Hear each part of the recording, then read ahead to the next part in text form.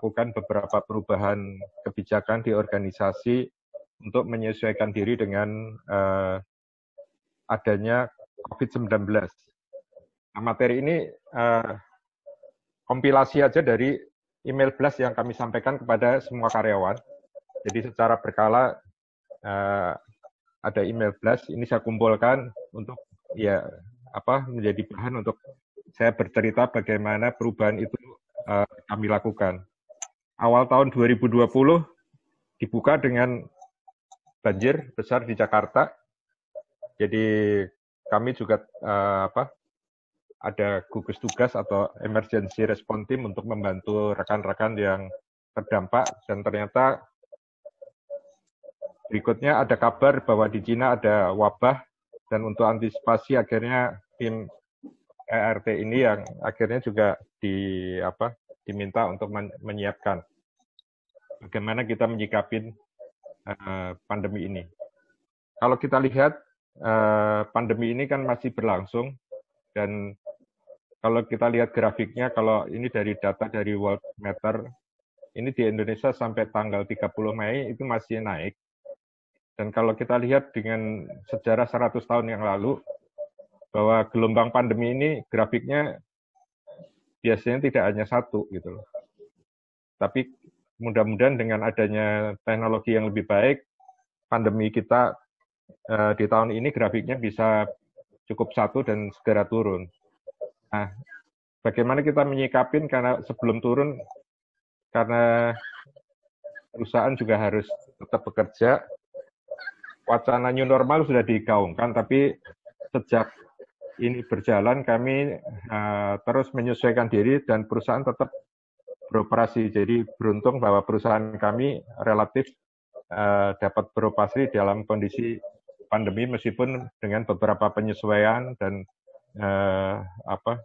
kalau dari omset ya pasti ada penurunan, tapi secara umum masih bisa berjalan cukup baik ya. Nah, dari ajakan dari Presiden untuk hidup berdamai, ini yang kami sikapi dengan beberapa penyesuaian seperti arahan dari tim COVID dari pemerintah itu sendiri untuk selalu menjaga jarak, menggunakan masker, hindari kerumunan, dan sebagainya. Nah, sebelum kami lakukan perubahan ini, memang di HR sendiri kami sudah melakukan beberapa perubahan, itu sejak 2016, jadi kebetulan 2016 Sinarmas Mining itu akuisisi PT Brokol, sehingga ada beberapa perusahaan yang tergabung dalam Sinarmas Mining. Ini bisnisnya tidak hanya mining saja, jadi bisnis kami selain mining batu bara juga ada energi terbarukan, solar panel, juga ada financial management, juga ada asuransi. Nah, bidang-bidang ini karena kita sifatnya konglomerasi, akhirnya pekerjaan-pekerjaan yang mirip-mirip itu disatukan. Jadi HR, mulai dari HR, itu beberapa fungsi HR-nya itu akhirnya dilakukan menjadi dikorporatkan, jadi perusahaan-perusahaan itu dilebur menjadi satu untuk HR, itu menangani banyak perusahaan. Kemudian berikutnya IT, dan terakhir kemarin dilakukan perubahan adalah procurement. Jadi transformasi yang kami lakukan di organisasi adalah untuk lebih mengefisienkan. Dengan adanya COVID, itu percepatan transformasi ini justru didorong menjadi secepat-cepatnya. Karena supaya semuanya masih bisa berfungsi, karena dari semua bidang mungkin yang paling terdampak saat ini dengan adanya ini di financial manajemen dan asuransi ini sangat terdampak oleh COVID-19 ini. Nah, ini apa yang kami lakukan pada saat bulan-bulan Februari ya, setelah banjir itu, dengan adanya berita di Cina ada wabah, kami membentuk tim gugus tugas untuk mempelajari mengenai COVID ini, bagaimana kalau akhirnya masuk di Indonesia. Akhirnya kami ya tim ini awal-awalnya lebih banyak studi literatur lah, bagaimana COVID itu dan bagaimana menyikapin, meskipun di dunia juga referensinya masih sangat terbatas. Nah, yang pertama tentunya kami lakukan adalah sosialisasi mengenai pengenalan COVID itu sendiri. Nah, sosialisasi ini benar-benar kami lakukan agar semua karyawan itu paham bagaimana virus ini menular dan bagaimana kita memproteksi diri. Tujuan utama adalah proteksi supaya dari karyawan ini tidak ada yang tertular. Jadi sedapat mungkin kami lakukan proteksi, dan peran serta dari setiap karyawan ini yang sangat dibutuhkan. Awal-awal ini resistensinya masih cukup tinggi, bahkan waktu itu saya sendiri juga masih merasa apakah benar sedemikian cepatnya. Dan waktu itu juga ada informasi dari salah satu rekan yang berkecimpung di bidang virus, kayaknya nggak beda jauh dengan flu biasa. Selama daya tahan kita kuat, relatif aman lah gitu. Awal Maret saya masih coba traveling, meskipun atasan saya waktu itu juga sudah melarang gitu. Tapi situasi berikutnya saya akhirnya sadari bahwa ternyata bukan hanya virusnya ini sendiri, tapi ternyata komplikasi jika ada penyakit-penyakit lain yang menyertai itu akan menjadi lebih berbahaya. Nah, setelah dinyatakan ada virus di Indonesia, maka pengetatan perjalanan ini mulai benar-benar kami lakukan. Yang tadinya itu sifatnya himbauan akhirnya menjadi larangan, dan kalau harus pergi level untuk izinnya itu dinaikkan. Kalau sebelumnya cukup ke atasan langsung, ini sampai ke BOD. Jadi kalau orang mau pergi itu supaya makin susah gitu. Jadi atasan langsung pun nggak bisa menugaskan karyawan seperti biasanya. Jadi ini diperketat untuk bepergian. Nah, kemudian pola hidup sehat ini juga terus kami lakukan dengan penggunaan masker, hand sanitizer, yang waktu itu di setiap resepsionis disediakan masker dan hand sanitizer. Tiap lantai itu kita adakan. Juga himbauan untuk menjaga stamina dengan pola hidup sehat. Nah, untuk membantu meningkatkan daya tahan, waktu itu kami adakan vaksinasi flu. Dan ini karyawan waktu itu yang ini kita wajibkan, meskipun ada 1-2 yang cukup resisten tidak mau vaksin, tapi ya kita harapkan semuanya bisa vaksin, meskipun juga di antara grup kami sendiri juga ada yang mempertanyakan efektivitas vaksin ini. Tapi vaksin ini dengan harapan karyawan dengan adanya flu biasa dia lebih tahan terhadap corona, mudah-mudahan relatif juga bisa bertahan. Nah, vaksin ini efektivitasnya bertahan setahun kemudian harus diulang. Dan kami pilih waktu itu adalah vaksinnya yang quadrivalent, yaitu mengandung 2 virus influenza A dan 2 tipe virus influenza B. Nah, ini diharapkan daya tahan kita menjadi lebih baik dengan adanya vaksin ini di dalam tubuh. Nah, untuk mengurangi sentuhan terhadap benda-benda yang ada di kantor, beberapa tempat kita modifikasi mengenai akses card, juga penggunaan pembuka pintu, ini yang kami rubah menjadi dari handle tangan menjadi di kaki, dan penggunaan masker, hand sanitizer seperti yang sebelumnya tetap diteruskan, pengecekan suhu juga tetap diteruskan. Nah, untuk absensi ini cukup perubahannya awalnya dari sidik jari, kami rubah menjadi kartu ini hanya bertahan seminggu karena berikutnya kami melakukan kerja dari rumah. Jadi mayoritas kerja di rumah, akhirnya kita adaptasi dari sistem teori yang ada itu untuk absensi dari rumah dan menambahkan status kesehatan. Jadi seperti yang mungkin di tempat Pak Acer juga ternyata sama menggunakan Fiori. Dan ini Pak, untuk mengurangi supaya orang tidak ada sentuhan fisik sama sekali. Jadi tetap yang dipakai adalah handphonenya. Juga untuk di kantor itu kami juga ada tambahin vending machine untuk mengurangi yang bisa dengan handphone juga untuk mengambil makanan, jadi mengurangi sentuhan. Nah, identifikasi ini kita juga kerjasama dengan vendor. Jadi kami kerjasama dengan Fullerton Indonesia untuk ini menangani kesehatan karyawan. Jadi ada aplikasi dari Fullerton bagaimana mereka kalau harus berobat supaya juga cashless dan juga konsultasi dengan dokter bisa melalui aplikasi. Kalaupun harus datang di klinik-klinik Fullerton itu bisa cashless untuk tidak perlu membawa uang.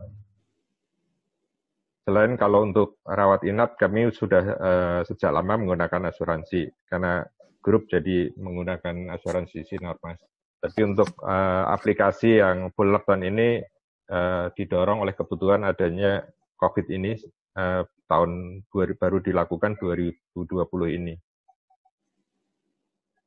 Nah, untuk di GE sendiri perubahan yang terjadi adalah secara rutin dilakukan desinfektan, jadi ada penambahan kegiatan. Kalau tadinya hanya bersih-bersih biasa, ini penambahan dengan desinfektan. Ini untuk kebijakan di tempat kerja. Nah, untuk menghindari kerumunan, ini beberapa perubahan yang dilakukan waktu itu sebelum kami kerja dari rumah, itu adalah memberikan keleluasan kepada karyawan untuk yang menggunakan transportasi umum itu jam kerjanya lebih fleksibel, jadi bisa menghindari jam-jam sibuk. Juga supaya juga mengurangi mereka menggunakan transportasi massal, ada akses untuk transportasi individual, jadi ada tambahan allowance yang kami berikan supaya mereka tidak perlu naik angkutan massal, jadi memungkinkan mereka untuk menggunakan yang waktu itu kami kerjasama. Dan sampai saat ini juga kalau untuk secara berkala ada karyawan yang harus datang ke kantor masih menggunakan fasilitas tersebut. Karena meskipun beberapa secara umum untuk yang di Jakarta ini kami semua kerja dari rumah, tapi seperti beberapa bidang itu ternyata masih harus secara berkala, mungkin seminggu sekali itu datang ke kantor untuk saling menukar. Meskipun menukar dokumen, terutama untuk yang sifatnya finansial. Karena ternyata sampai hari ini untuk yang finansial masih belum sepenuhnya elektronik, meskipun untuk yang di HR sih udah hampir 100% elektronik, termasuk untuk payroll, tapi untuk yang di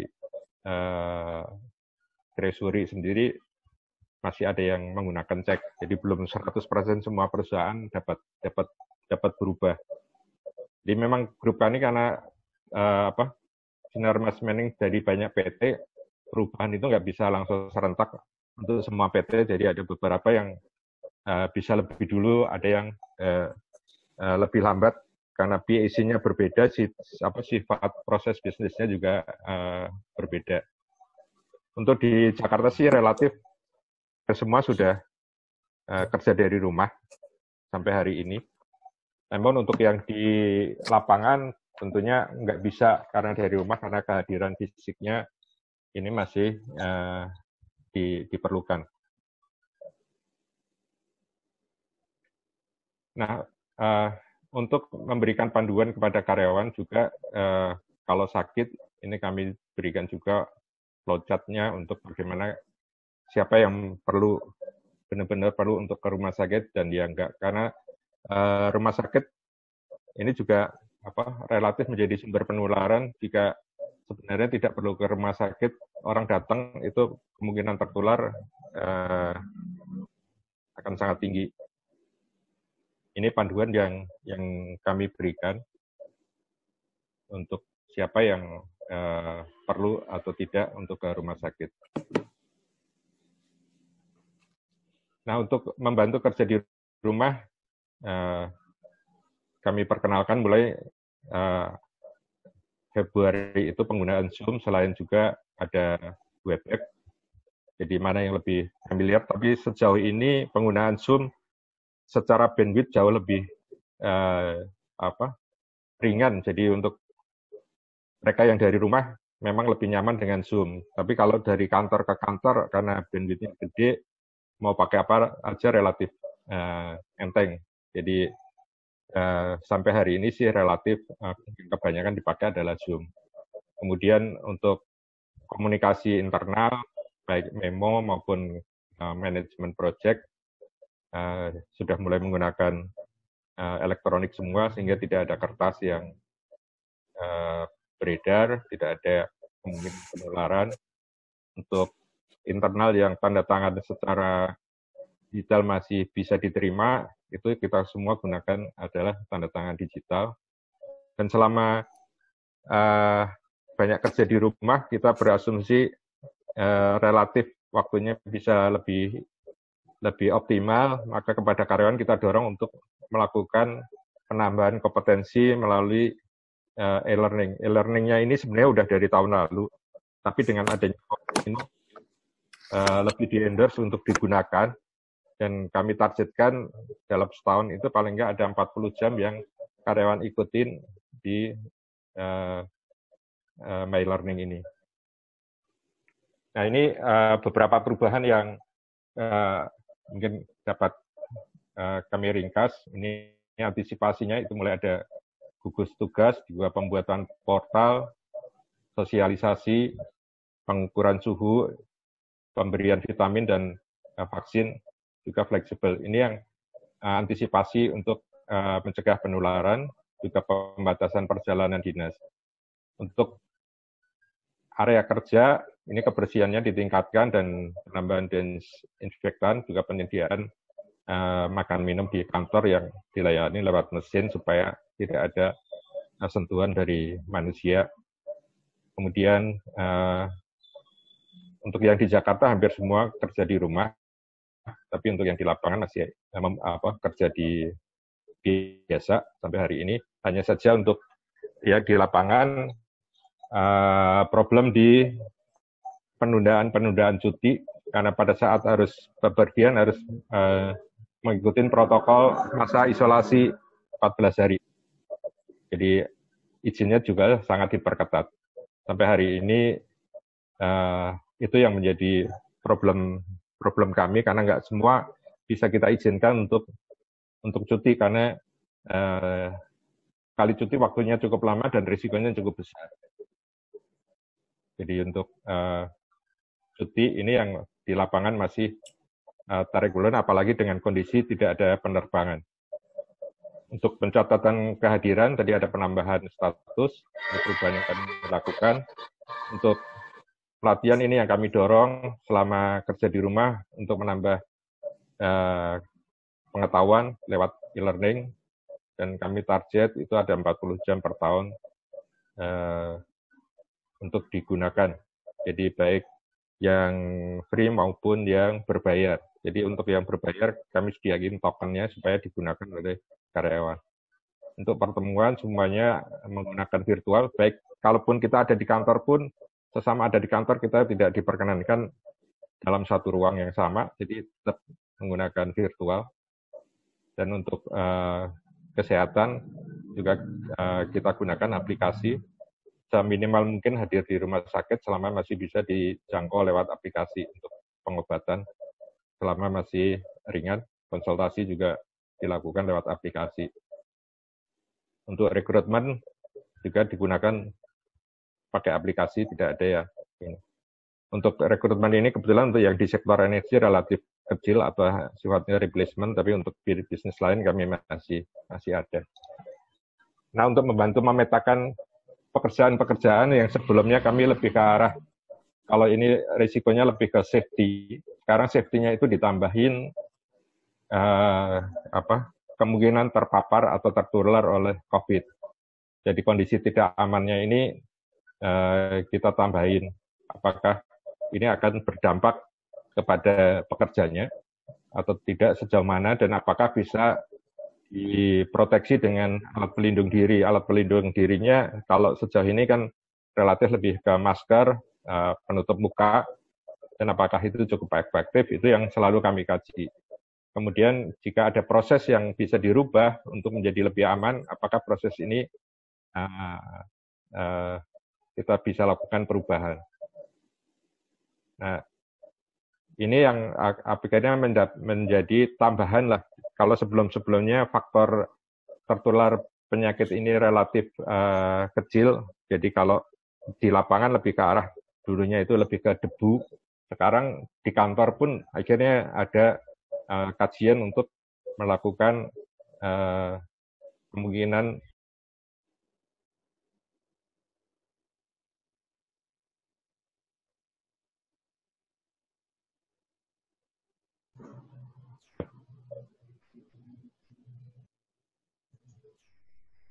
di ya. Ini terputus suaranya. Halo, gimana Pak? Cukup jelas atau masih ada terputus? Tadi ada yang bilang. Tadi 1 menit terakhir terputus Pak.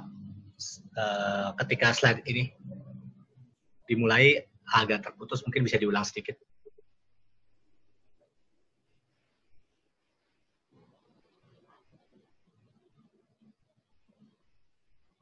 Mohon maaf Bapak Ibu, sepertinya ada sedikit gangguan di sinyal Pak Tri, kita tunggu sebentar. Tidak ada suaranya.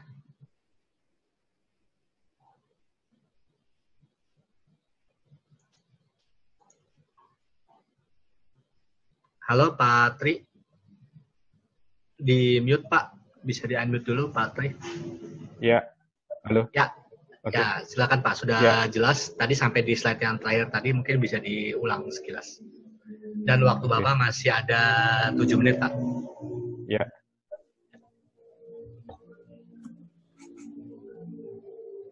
Di slide yang kotak tadi itu, Pak.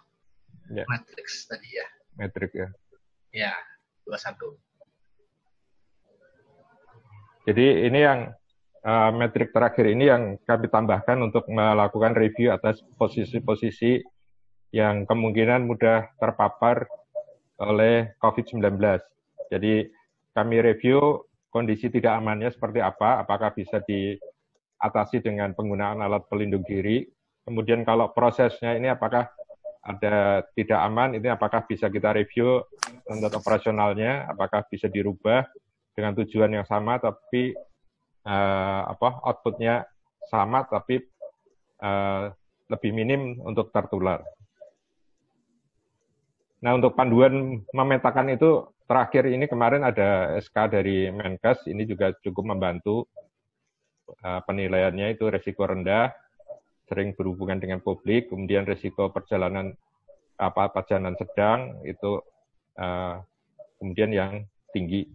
Kalau untuk di perusahaan kami yang tinggi tentunya nggak ada, karena ini yang tinggi ini lebih ke arah mereka yang mungkin kerja di rumah sakit. Dan faktor yang di luar pekerjaan ini mungkin pada saat perjalanan atau komunitas dari tempat tinggal dari karyawan itu sendiri. Dan yang terakhir mengenai komorbiditas, ini mereka yang punya penyakit-penyakit bawaan. Nah, ini panduan yang kami lakukan untuk mereview pekerjaan-pekerjaan mana yang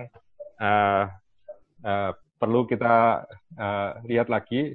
Jika memungkinkan beberapa pekerjaan itu kami ganti, kalau yang sifatnya administratif itu ada yang sudah mulai kami ganti dengan robotik dalam arti ini lebih ke arah aplikasi yang tadinya misalnya merekap data itu masih dilakukan manual, yang pekerjaan-pekerjaan repetitif bisa dilakukan oleh sistem atau aplikasi ini yang kami gantikan dengan sistem atau aplikasi. Jadi sifatnya robotik. Nah, untuk yang kerja di lapangan ini karena masih kerja normal, penambahannya adalah pada saat transportasi itu boarding pass-nya untuk lebih di ini supaya tidak berganti-ganti tempat duduk, juga setiap kali perjalanan ada desinfektan di mobil. Nah, untuk yang kerja di rumah itu lebih ini ke depannya ya, difokuskan mereka yang punya potensi gangguan lebih rentan terhadap paparan ini.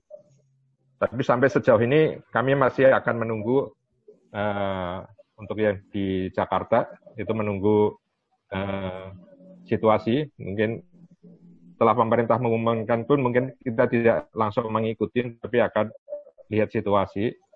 Tapi untuk di lapangan sampai hari ini masih berjalan. Yang lebih dikendalikan atau dikontrol adalah roster cutinya. Demikian ini penyampaian dari kami. Jadi dengan adanya pandemi ini mendorong percepatan digitalisasi yang sebelumnya kami lakukan 3 tahun lalu ini relatif berjalan biasa. Ini dengan adanya COVID ini menjadi dipercepat. Beberapa pekerjaan ada yang mulai berubah, ada yang di-merge, jadi